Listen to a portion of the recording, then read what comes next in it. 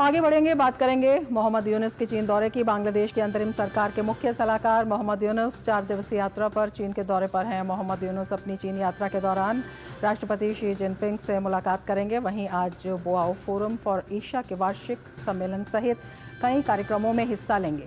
बांग्लादेश में सत्ता परिवर्तन के बाद देश की आर्थिक स्थिति बेहद खराब हो चुकी है। कई देशों के साथ बांग्लादेश के राजनयिक संबंधों में भी तनाव हो गया है। विश्लेषक मानते हैं कि मोहम्मद यूनुस की इस यात्रा से भू राजनीति को संतुलित करने में मदद मिल सकती है। इससे पहले आवामी लीग सरकार के दौरान बांग्लादेश ने लगातार चीन से भी नज़दीकी बनाए रखी थी। खासकर प्रमुख आधारभूत परियोजनाओं में चीन की भागीदारी और निवेश महत्वपूर्ण था। अमेरिका में बाइडेन प्रशासन के दौरान आवामी लीग सरकार का मैत्रीपूर्ण संबंध देखने को मिला था, लेकिन मौजूदा ट्रंप प्रशासन की नीति अब भी स्पष्ट नहीं हो सकी है। बांग्लादेश के विदेश मंत्रालय में सलाहकार तौहीद अहमद ने पिछले दिनों कहा कि मुख्य सलाहकार के इस दौरे के दौरान चीन के साथ किसी समझौते पर हस्ताक्षर नहीं किए जाएंगे, लेकिन कुछ सहमति पत्रों पर हस्ताक्षर जरूर किए जा सकते हैं। बांग्लादेश कई परियोजनाओं के लिए चीन से भारी कर्ज ले चुका है, जिसे लौटाने की समय सीमा बढ़ाने का भी अनुरोध किया था। इसके अलावा उन्होंने कर्ज की ब्याज दर को भी 2-3% से घटाकर 1% करने की अपील की थी। इस सब के मद्देनज़र मोहम्मद यूनुस की चीन यात्रा से जहां बांग्लादेश के भारत और अमेरिका के साथ संबंधों पर असर पड़ने की संभावना है, वहीं विश्लेषकों का ये भी मानना है कि बांग्लादेश को आर्थिक और व्यापारिक क्षेत्र में फ़ायदा मिलने की संभावना कुछ ज़्यादा हो सकती है। और इसी पर हम चर्चा भी करेंगे। हमारे साथ प्रोफेसर संजय भारद्वाज जुड़े हुए हैं, school of international studies JNU। Sanjay ji, बहुत स्वागत है हमारे इस कार्यक्रम में।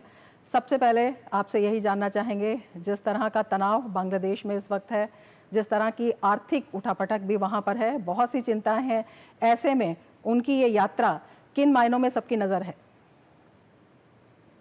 देखिए, इसके 2-3 पहलू हैं। पहली बात ये कि जो मोहम्मद यूनुस की सरकार है बांग्लादेश में, वो एक इंटरिम सरकार है और उसका अपना एक कॉन्स्टिट्यूशनल क्राइसिस है। वहाँ उनको लेजिटिमेसी जनता से एटलीस्ट नहीं है, कोई इलेक्टेड गवर्नमेंट नहीं है।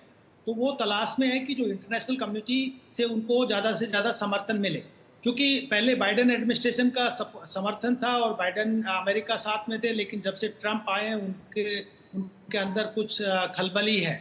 और मुझे लगता है उसको बैलेंस करने के लिए इन्होंने चाइना का दौरा तय किया है और चाइना से वो उम्मीद करते हैं कि जो उनकी अनकॉन्स्टिट्यूशनल इलेजिटिमेट सरकार है उसको कुछ सहारा मिले और कुछ समय तक वो वहाँ बांग्लादेश में अपने पैर जमा के रखे, क्योंकि बांग्लादेश के भीतर भी जो राजनीतिक स्टेक होल्डर्स हैं, जिसमें चाहे BNP हैं या अवामी लीग हैं, ये सब चुनाव की मांग कर रहे हैं।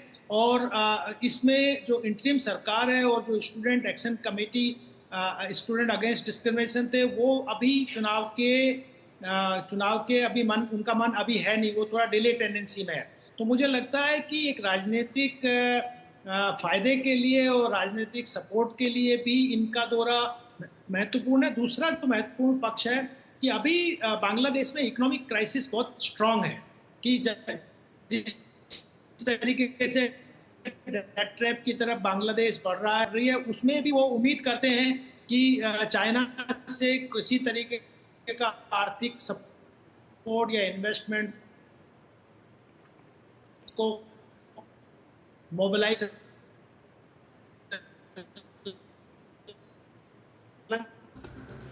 बिल्कुल, अपने आप में जो है कई तरह के संकटों से बांग्लादेश जो है वो घिरा हुआ है और उसको देखते हुए काफ़ी दबाव भी है और इसी वजह से इस यात्रा पर सबकी नज़र जो है वो लगी हुई है। बहुत शुक्रिया संजय जी तमाम जानकारी के लिए।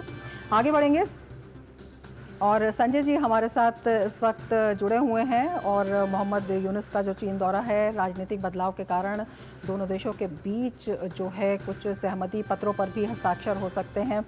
संजय जी, आपसे ये भी समझना चाहेंगे, जब हम इस यात्रा की अहमियत की या प्रमुख बिंदुओं की बात करते हैं तो बहुत ज़रूरी ये भी समझना हो जाता है कि बांग्लादेश को काफ़ी उम्मीदें हैं, क्योंकि बहुत उठापटक है।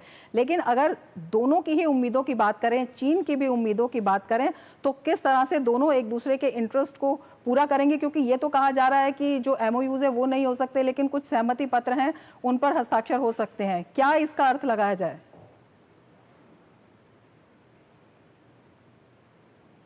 संजय जी, आप मेरी आवाज सुन पा रहे हैं? देखिए, इसमें बिल्कुल मैं आपकी आवाज़ सुन पा रहा हूँ। आप देखिए, इसमें साफ-साफ पहलू ये है कि बांग्लादेश को एक तरीके से चाइना एक डिफेंस मार्केट मानता है। पहले भी उन्होंने 1987 में एक स्मॉल आर्म्स एक फैक्ट्री जयदेवपुर में लगाई थी। उसके बाद 2002 में जब पीएनपी सरकार थी, तो उन्होंने एक डिफेंस अम्ब्रेला एग्रीमेंट किया था। तो जो डिफेंस रिलेशंस हैं, जो आर्म्स को सेल करने का एक मार्केट, वो बांग्लादेश को मानते हैं। दूसरा, निश्चित रूप से जो भारत और अमेरिका का एक बढ़ता हुआ प्रभाव बांग्लादेश में रहा या बे ऑफ बंगाल में रहा, चाइना उसमें अपनी अपनी पकड़ मजबूत करना चाहता है, वो चाहे म्यांमार के माध्यम से हो, चाहे वो बांग्लादेश के माध्यम से हो। कई कई बड़े बड़े प्रोजेक्ट्स बांग्लादेश ने वहाँ पे प्रस्तुत किए थे, खासकर जब एक deep sea port, Sonadia deep sea port बनाना चाहते थे। बाकी जो मोंगला पोर्ट है और पायरा पोर्ट है, उसमें कुछ इन्वेस्टमेंट बांग्लादेश के हैं। तो बांग्लादेश चाहता है कि वहां पे अपना स्ट्रेटेजिक डेप्थ बढ़ाया जाए, ताकि वो जो बे ऑफ बंगाल रीजन है उसमें उसका एक मजबूत प्रेजेंस हो। पहले बांग्लादेश ने पीसीआईएम के माध्यम से भी एक कॉरिडोर का प्रपोजल दिया था। तो कई तरीके से चीन बांग्लादेश में अपनी अहम भूमिका रखना चाहता है, चाहे वो राजनीतिक हो, चाहे आर्थिक हो, चाहे वो आप मान के चलिए स्ट्रेटेजिक हो। एक बात और भी इसमें पक्ष है कि जो बढ़ता हुआ तनाव है इस पूरे बे ऑफ बंगाल में, खासकर रोहिंग्या रिफ्यूजी और अराकान आर्मी को लेके, वो भी एक चिंता का विषय चीन और बांग्लादेश दोनों के लिए बना हुआ है। मुझे लगता है कि अराकान आर्मी और रोहिंग्या इश्यू को लेके भी सी जिनपिंग से बात करेंगे, क्योंकि सी जिनपिंग ने इनको एक आश्वासन दिया था कि हम रोहिंग्या को रेपरेटेट करा देंगे। आज तक तो वो रेपरेटेट करा नहीं पाए हैं। तो कई मुद्दे हैं जो इकोनॉमिक और पॉलिटिकल और स्ट्रेटेजिक इम्प्लीकेशंस दोनों देशों के लिए रखते हैं। साथ ही साथ वो ये भी एक आश्वासन आते हैं बांग्लादेश में, और वो दक्षिण एशिया में और विश्व में वो भी एक तरीके से न्यूट्रलाइज करने का एक प्रयास मोहम्मद बिल्कुल, कई मायनों में बेहद अहम है इस यात्रा पर नजर रखना। बहुत शुक्रिया संजय जी पूरी जानकारी के लिए।